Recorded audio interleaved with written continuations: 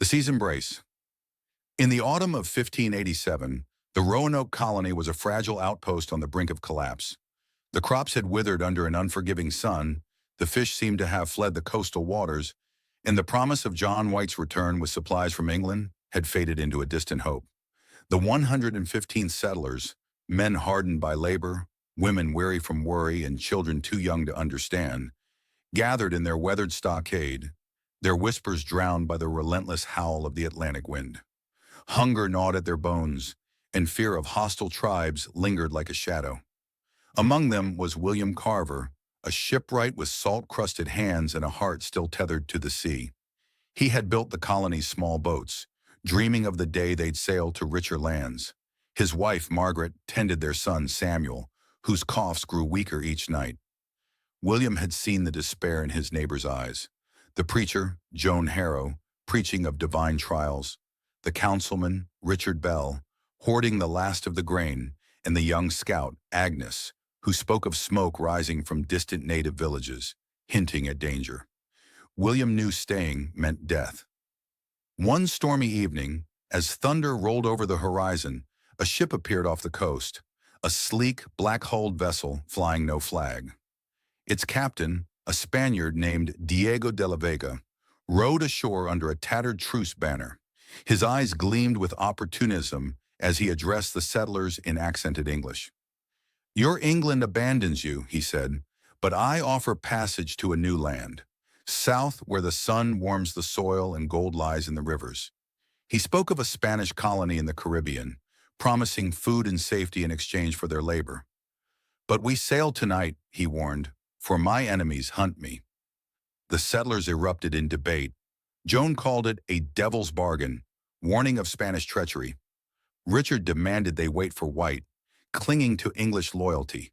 But William, holding Samuel's frail hand, saw no other path.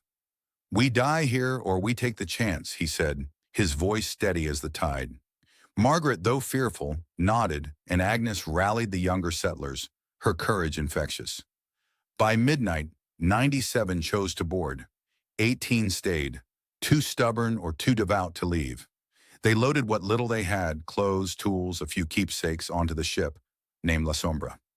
William carved Croatoan into a post, a vague clue to mislead any who might follow, hoping it would point to the nearby island rather than their true destination. As La Sombra set sail, the settlers clung to the rails, watching Roanoke shrink into the dark. The sea was calm at first, and Diego's crew shared wine and bread, a rare taste of plenty. Samuel's cough eased, and Margaret sang a lullaby, her voice mingling with the waves. But 3 days out, the sky turned black. A storm, fiercer than any William had seen, roared across the sea. Waves towered like mountains, splintering the masts.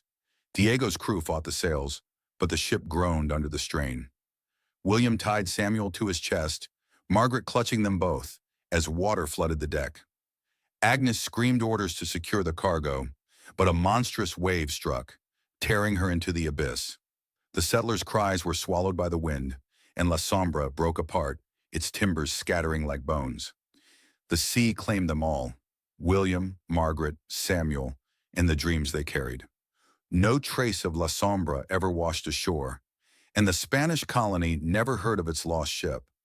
When John White returned in 1590, he found only the deserted village and the word Croatoan, a riddle with no answer.